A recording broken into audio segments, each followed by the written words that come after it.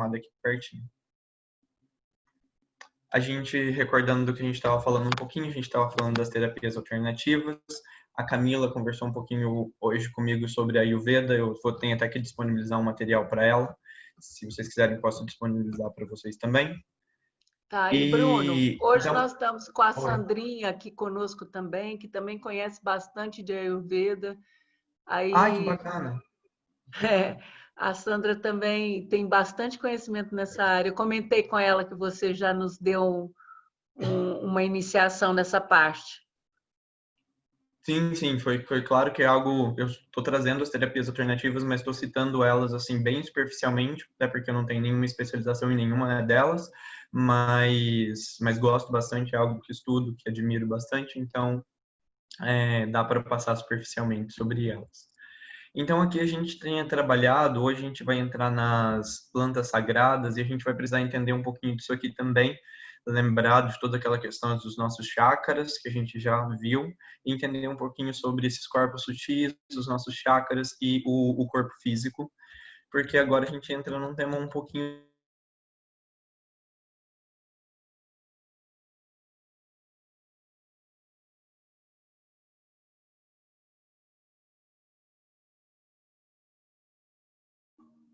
Acho que o Bruno travou aí.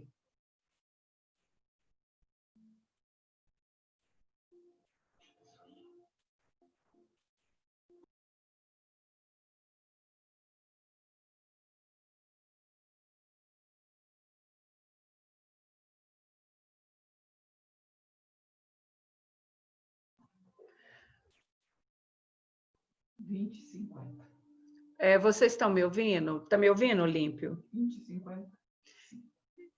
Eu acho que o Bruno está com dificuldade lá com conexão, com bateria, mas até ele entrar de novo, eu vou começar a fazer essa introdução das plantas sagradas, né?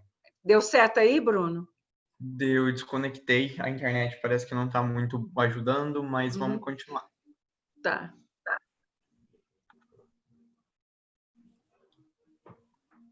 Então aqui a gente traz a questão que está na Gênese, que é uma frase bastante interessante. Eis que vos dou a erva que dá a semente sobre a terra, e todas as árvores frutíferas, contendo em si mesma a sua semente, para que vos sirva de crescimento e de alimento. E então a Gênesis está trabalhando sobre a criação do planeta, né, sobre uma das coisas, e aí a gente já vê que foi nos dado de presente essas ervas, as plantas em si, para que nos sirva de crescimento e de alimento. E aqui a gente pode falar também que umas plantas nos alimentam, outras nos perfumam, outras purificam e nos acalmam, porém algumas plantas vão transportar a mente humana para regiões de maravilhas espirituais. Eu não referenciei aqui, mas tem a referência, que preciso colocar a referência aqui para vocês. Alterando a consciência e levando-nos para um mundo profundo, reconectando-nos com os nossos ancestrais. Gente, vocês estão me ouvindo ainda ou tá caindo? Tá ok? Ok. Então, a gente vai ver algumas plantas que a gente vai chamar de plantas de poder. Elas são plantas que têm uma capacidade de atuar nos nossos chakras, de atuar nos nossos corpos sutis, fazendo com que nós podemos nos conectar com vários outros desses nossos corpos sutis. Essas plantas, elas podem ser terapêuticas e podem estimular uma intensa jornada espiritual e psicológica e mudança de vida para muitas pessoas, como tem muitos casos que já são relatados até em artigos científicos, mais voltado para áreas de humanas, é claro, porque dentro da área de farmácia não tem uma boa receptividade. Aqui também peguei uma outra frase que diz que a casa de meu pai, essa frase de Jesus, tem muitas moradas, né? E eu acho que uma dessas moradas nós somos nós mesmos, a partir do momento em que nós entramos na nossa própria casa, e essas plantas às vezes podem nos ajudar a fazer isso. Vamos começar pelo peiote, que é um cacto pequeno e sem espinhos, que cresce no deserto do sudoeste do Texas e no México, e ele tem sido usado por povos indígenas para fins espirituais há milhares e milhares de anos. A planta sagrada que nos ajuda a conversar com... Ela é conhecida como a planta sagrada que nos ajuda a conversar com Deus e é usada em cerimônias religiosas e pode causar estímulos considerados visões de uma realidade alternativa ou do mundo espiritual. Então, ela vai atuar naquelas nossas pontes de chakra que a gente já viu. E essas deixando com que flua muito mais facilmente as nossas... A gente não pode falar especificamente de sensações, porque sensações é o que nós recebemos, é a forma como que o nosso corpo físico consegue reagir ao meio externo. Por isso a gente tem reações como visões, como estímulos dos nossos sentidos. Mas é como se fossem intuições que pudessem fluir dos nossos corpos sutis para o nosso corpo físico. Esses índios, eles iam em busca desse cacto, tem todo um ritual, e é muito importante ressaltar isso desde o início. Toda a utilização de todas essas plantas de poder pode ser muito perigosa, então ela precisa sempre estar dentro de um ritual, dentro daquela cultura, daquelas pessoas que já têm aquele hábito, aqueles hábitos religiosos, aqueles hábitos para nos guiar dentro de um caminho certo. Com o peiote, os índios iam buscar o cacto, eles deveriam participar de uma reunião de purificação e confissão anteriormente, porque essas plantas, elas fazem nós acessar partes da nossa consciência que são tão pesadas que precisa de um ritual, de uma purificação antes. Onde esses índios relatavam seus encontros sexuais, relatavam sem nenhuma demonstração de ciúme, vergonha ou até mesmo ressentimento, deveria ser feita nessas reuniões, então realmente relacionado com essa questão de confissão e de alívio, purificação da mente.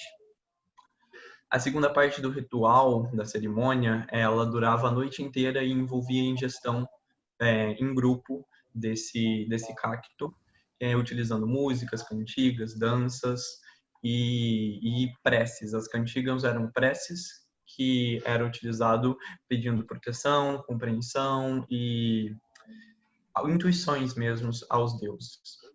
O peiote, ele é considerado um protetor espiritual, pois fazia com que os índios não sentissem medo, fome e nem sede.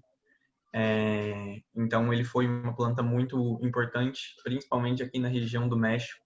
Se vocês, eu acho que podem achar relações do peiote com as antigas culturas que teve aqui do México, mais aqui da América, mais voltado para cima, não lembro se são os astecas, mas se eu não me engano são os astecas. Os astecas são, eles mesmos. Uhum. Ok. Continuando, a gente vai ver um pouquinho da sálvia, que ela também é a primeira planta conhecida que tem uma substância ativa não alcaloide, porque a maioria das outras substâncias ativas são alcaloides. Os alcaloides é um tipo de molécula que é produzida pelas plantas. E ela leva... Não sabia, não. Também não. Sim, sim.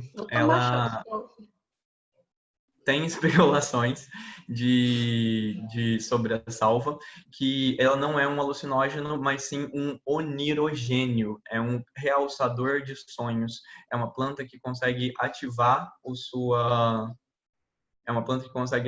a sua conexão diretamente com aquele seu corpo astral. Então, ela te influencia aos sonhos. Por esse motivo, seus efeitos, em inúmeras ocasiões, foram descritos como sonhos alterados com a realidade. Ou seja, você chega num ponto em que você não sabe bem se você está num sonho ou se você está na realidade, e não sabe bem onde um começa e o outro termina. A planta é sagrada por os Hachuta Enima, eu não tenho certeza se pronuncia assim, e é utilizada em meditações no Antigo México. Essa civilização, ela também faz parte da região aqui da América, se eu não me engano. Para além da sálvia, que é esse realçador de sonho, a gente tem a cannabis também, que é a maconha, que é o cânhamo, que é conhecida por diversas culturas. Mas os inícios do uso dessa planta é datado de 3.000 anos antes de Cristo no Egito, em diversos rituais espirituais relacionados à entidade divina de Sechat. O seu uso é admitido ainda hoje para várias questões espirituais na Índia, relacionadas a Shiva, e em outros lugares do planeta, como no movimento religioso judaico-cristão Rastafari, que é muito disseminado no continente africano, né? E para além do seu uso em rituais sagrados, ela tem sido estudada com resultados promissores, isso já dentro da área da farmácia, para o tratamento, com suas propriedades medicinais, tanto que aqui na Europa, onde eu tô, quase todos os países, a não ser Amsterdã, tem a legalização da cannabis completa, mas os demais países têm a legalização apenas do CBD, que é uma substância que não é psicotrópica, ela não te causa nenhum tipo de alucinação ou algo do tipo que dizem que é causada por essa planta, e sim só aquela substância medicinal, só a substância que serve para tratar a ansiedade, é usado, não é fumada nem nada, ela é um ambientizador, ela é colocada no ambiente, a pessoa vai sentindo o cheiro. E no Brasil, por muito tempo, estão tentando liberar, foi aprovado o primeiro medicamento à base de cannabis, se não me engano ele já é um comprimido, e tem óleo essencial, a gente viu os óleos essenciais aqui na Europa também, é legalizado o óleo essencial de cannabis, e então é uma planta que tem algumas propriedades medicinais que já são bem conhecidas e reconhecidas. A maconha ela tem grande importância religiosa para essa cultura Rastafari, para essa religião, que é considerada a erva da sabedoria, pois eles acreditam que o fumo oferece mais conhecimento e sabedoria. Essa planta é parte integrante dos Rastafaris, onde eles chamam as sessões de raciocínio, em que eles reúnem, fazem reuniões comunitárias em que os membros discutem a vida sobre a perspectiva dessa cultura. E então a maior influência dessa planta, dessa forma ritualística, fazendo com que eles, dentro de um ritual criado por eles, se conectem de alguma forma com alguma instância deles mesmos, utilizando essa planta, utilizando esse princípio ativo. E também disseminado aqui na América, que as plantas de poder elas são muito conhecidas aqui na região da América. A gente tem a ayahuasca, que é uma bebida por vezes considerada enteógena. Mais uma vez, não é como a sálvia, não é uma planta em que a gente considera ela alucinógena, ela não tem capacidade de nos causar alucinações. Ela é feita da mistura de 2 vegetais que são nativos de diferentes locais da região amazônica, não só aqui do Brasil, mas da floresta amazônica inteira. E ela é conhecida como suas atividades geradora da divindade interna. O seu uso tem início com a civilização Inca e com as demais civilizações ali da região amazônica. Essas plantas é o cipó de mariri e as folhas da chacrona, onde é feita uma cocção dessas duas plantas, que têm propriedades bastante distintas quando se fala de fisiologia, mas resumindo, a gente pode dizer que essa planta é capaz de induzir, ela é uma planta que tem uma substância que ela é pré-ativa. Ela ativa seu sistema natural do corpo e induz esse seu sistema a produzir uma substância que você só produz em 2 momentos da sua vida, quando você nasce e quando você morre, que é o DMT. Ele é uma substância que é produzida pelo próprio corpo, essa mistura desses vegetais vão fazer que o seu corpo induza a produção dessa substância mais uma vez, e a outra planta vai de alguma forma assegurar que isso aconteça, porque se durante a sua vida, se você tiver uma produção de DMT, você tem uma substância para poder de alguma forma barrar aquilo ali, não deixar você se emocionar muito ou mexer muito com o seu psiquismo. E essa planta, esse vegetal permite a produção do DMT. E como o DMT é uma molécula que só é produzida quando você nasce e quando você morre, tanto que é por isso que eles falam que quando você morre, você vê um filme da sua vida inteira, porque você está produzindo, entrando em contato com uma coisa que você só entrou em contato quando você nasceu, eles dizem que essa planta é ativadora da divindade, geradora da divindade interna, porque são 2 momentos em que você está ligado extremamente com o todo, com os seus outros corpos, que é o momento em que você nasce e é o momento em que você morre. Então, acredita-se, claro, precisa de mais estudos na área, mas acredita-se que essa molécula tenha esse efeito no corpo. No caso dessa planta de poder, ela aumenta a percepção, a assiduidade visual e auditiva e transportam você praticamente para outras camadas vibracionais ou outras dimensões. Depende da interpretação e do modo como que você for conseguir entender isso.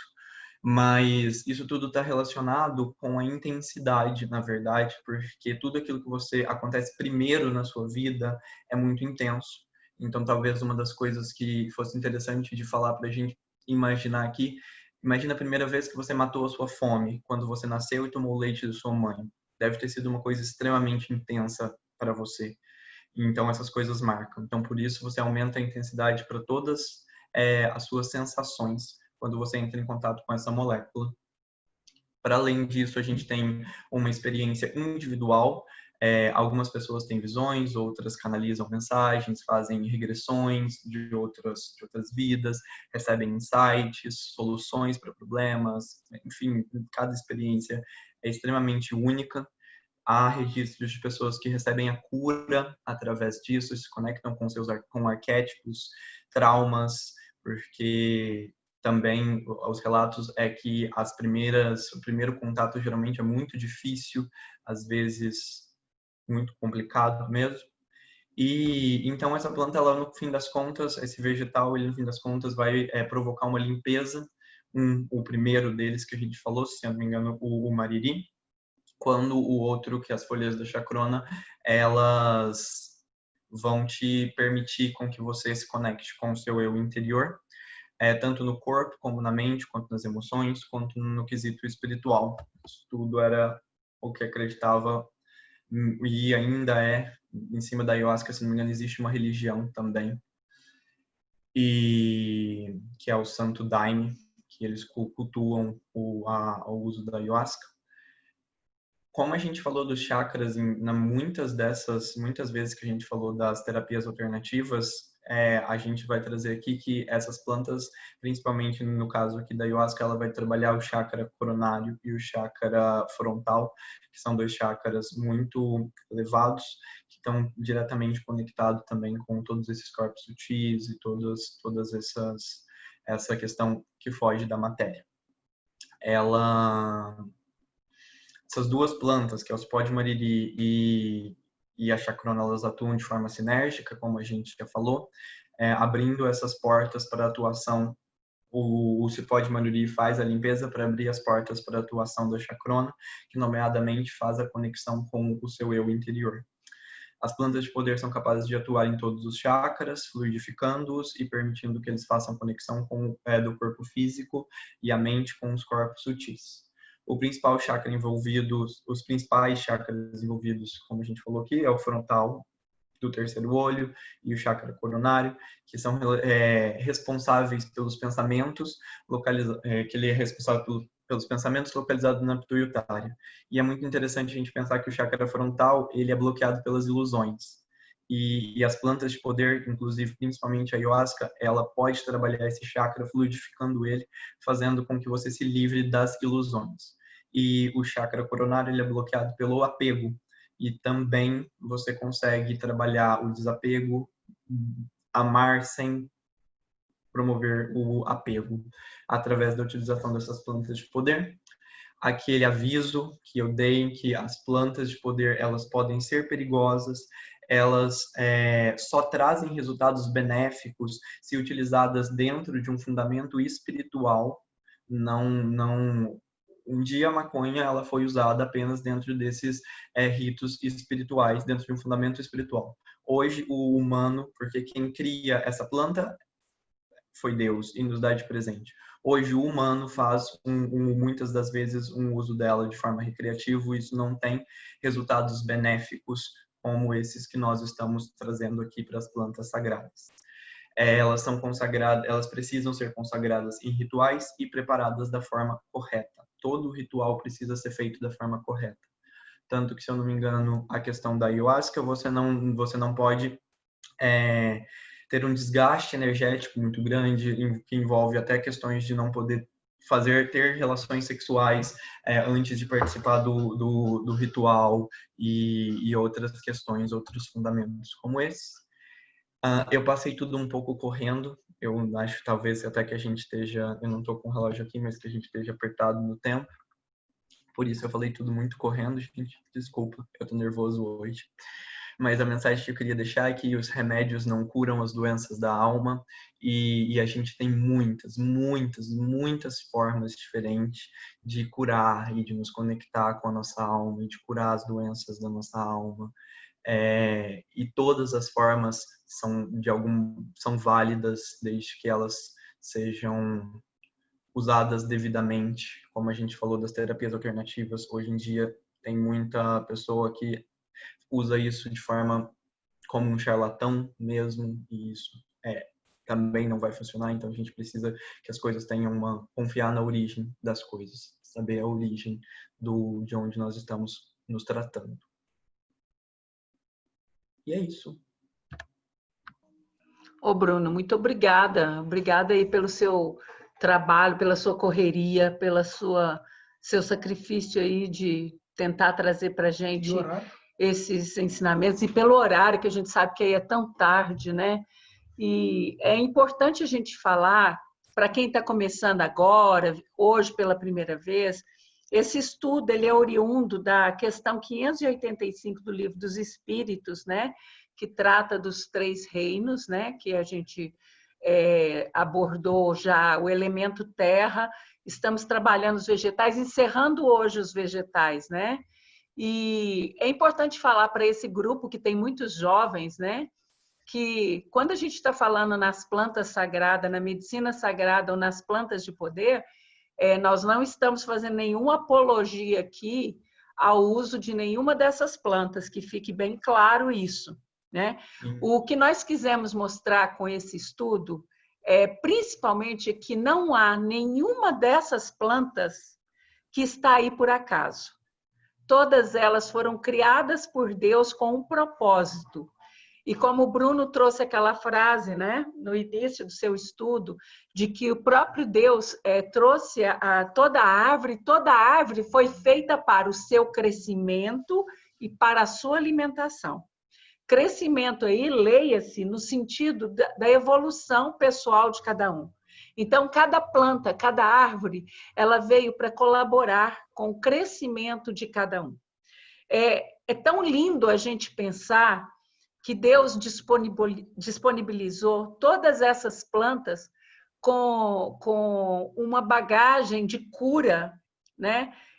Com respostas para todos os males, com possibilidade de reconexão, né?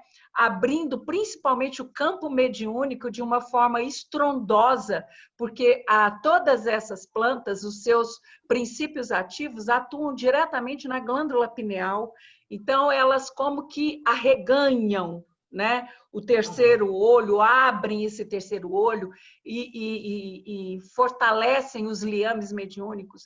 Mas o que o homem fez de toda esses recursos maravilhosos que Deus nos deu? E aí o Bruno falou de algumas. Nós poderíamos ter falado da cocaína, poderíamos ter falado dos inúmeros cogumelos, poderíamos ter falado do ópio, da papoula, né? E tem uma gama imensa. Se você conversa com os índios, principalmente ali da região do Acre, aqueles índios que trabalham ali perto dos seringais ali, eles conhecem uma infinidade de plantas com esses princípios ativos e todas elas são utilizadas por eles em rituais religiosos, né? E são plantas perigosas, que se você não usa naquele ritual, dentro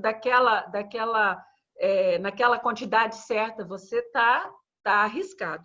Então, quando vocês escutam falar aí que a pessoa está usando droga, está usando cocaína, está usando LSD, está usando heroína, tá usando droga mesmo, porque isso não é a planta sagrada, né? Está longe de ser o que Deus nos deixou, né? Então, a gente fica tão feliz quando vê... Eu tenho uma filha que tem problemas que precisam da utilização do cânhamo, que hoje está até mudando a nomenclatura, né, Bruno? Porque antes a gente falava maconha, era marihuana, era não sei o quê. Agora se fala ou cannabis, ou cânhamo, até porque de tão pejorativo que era. Porque você não vai falar assim, eu estou usando um remédio de maconha, né? Você Então, usa o termo hoje canabidiol, né? Que é o termo que eles usam. Os canabidiol, remédios são à base de exatamente. canabidiol. E a Nery está questionando aqui se a folha da coca é uma planta. Sim, a cocaína é feita através da folha da coca. E se a coca é uma planta, e ela existem rituais que é utilizado colocar as folhas da coca embaixo da língua por várias horas e também é tudo passado dentro de uma cultura, de uma religião, tudo ali. Mas depois perceberam, né, que essas plantas nos dão essa capacidade e hoje elas são usadas como fuga da realidade, né? Que é a utilização das drogas, é uma utilização de... Não, e se você pensar, os nativos, né, dos Andes utilizam o chá sem nenhum sentido de psicoativo. Eles utilizam o chá para poder ter condição de aerar os pulmões e se sentirem mais aliviados por causa da altitude, né? Então, hoje, o canabidiol está sendo utilizado, acho que já foi aprovado aqui no Brasil, né? Tem um medicamento que foi aprovado. Os outros você tem que entrar na justiça para conseguir a Para liberação. poder obter, né? Sim. E tomara que as pessoas comecem a mudar, né? Eu acho que não vai demorar muito, porque todo mundo quer fugir da realidade, não quer encarar a realidade, né? Sim. Não quer olhar frente a frente as suas próprias fraquezas e não tem cura para o homem que não se enxergar e que não se admitir. É o que você falou. Podem ter todas as plantas, podem ter todos os remédios, não vai se curar se ele realmente não quiser se curar, porque a cura é uma decisão pessoal, né? A cura é uma opção da pessoa, porque é o que eu falo sempre: existe a enfermidade e existe a doença. Qual que você tem? A enfermidade, ela está localizada no seu corpo físico, né? Agora, a doença, ela está na sua alma, ela está no seu espírito. Então, tem, às vezes, uma pessoa que está com câncer e que está super ativo e que está lutando e que está trabalhando e que está vivendo, e tem alguém que está com gripe e que está doente. Essa é a diferença, né? E a gente precisa entender, antes de mais nada, que a cura, além desse propósito de querer se curar, que quem alimenta-se bem, quem come alimento vivo, o que é alimento vivo? Né? São as plantas. Por que eles são vivos? Por aquilo que você já nos mostrou. Mesmo tendo sido colhidos há dias ou há horas, eles continuam mantendo o seu campo energético vivo, ativo. Sim. Então, quando eu como alimentos vivos, né, eu estou comendo remédio. Claro, é aquela coisa que a gente vê. Se a gente deixa a nossa batata que a gente come na geladeira por 2, 3, 4, 5 dias, ela brota. Ela literalmente está viva. O seu alface está vivo, tudo que você está comendo ali está vivo. Existe, inclusive, sites que ensinam a você reutilizar tudo que vem do supermercado para colocar em molho, em água, para poder brotar. A batata doce, o inhame e várias outras coisas, né? Então, meninos aí que são... eu tenho 25 anos, quem tem menos de 20 anos, né? Entendam que nós estamos terminando aqui a parte dos vegetais, vamos voltar para os elementos, né? Terminando o elemento terra, né? E agora a gente vai continuar com o elemento água e vamos entender que todas essas experiências que nós trouxemos aqui, se a gente puder voltar para dentro, nos olharmos, nos conhecermos, aquilo que o Olímpio falou me marcou muito. Tem gente que tem medo de ficar consigo, né, Olímpio? Não é isso que você falou, né? Tem pessoas que não conseguem ficar consigo, elas ligam o rádio, ligam a TV, ligam o computador, ligam tudo. Por quê? Porque não conseguem. Então, essas pessoas são as pessoas propensas ao alcoolismo, a utilização de... E não são só as drogas ilícitas, né? Sim, são tem o as tabaco, drogas a gente não falou. lícitas também, como medicamentos, álcool, que está aí. Você citou os Rastafari, que utilizam o cânhamo como uma droga ritualística, e você sabia que os Rastafaris, eles utilizam o cânhamo com um senso de responsabilidade tão grande, e eles abominam o álcool. Eles abominam. Sim.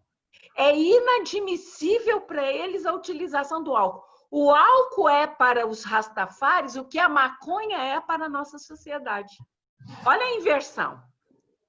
Aonde que está o certo e o errado aí? Então, assim, a gente sabe que Atlante ou Atlante, que é o quarto planeta do sistema de Capela, do Cocheiro, de onde somos oriundos, toda a nossa derrocada em Capela foi devido a uma droga. Ela chegou a um limite tal naquele mundo, as pessoas se envolveram tanto com a fuga da realidade que elas não conseguiam mais concatenar com a realidade. Elas criaram uma matrix tão fechada. Como que chamava a droga, eu me esqueci o nome. Agora eu me esqueci o nome da droga, mas a causa principal da nossa derrocada moral no sistema capelino foi a utilização de drogas, né? Então, olha aí, sabe, a oportunidade que nós estamos tendo de não cair no mesmo erro, né? É tão bom a gente conseguir viajar pelo pensamento, pela capacidade de refletir, pelo autoconhecimento, olhar para dentro, nos conhecer, procurar nos sondar, né? Então, isso dispensa a utilização de drogas, né? Então, é isso, gente, que ficou a lição dessas plantas. Tem muita coisa ainda que se poderia falar, mas não tem tempo. Mas, vez ou outra, a gente vai pegando um link com outros assuntos e vai voltando e vai discutindo, porque, embora a gente tenha uma cronologia de estudo, a gente está sempre fazendo esse efeito zigue-zague, né, Bruno? Então, a gente vai e volta, né? Então, eu vou fazer bem rapidamente o elemento água na semana que vem, tudo, para o Bruno depois voltar com o ar, né? Que ele vai fazer o elemento ar para nós, né? E nós estamos esperando com muito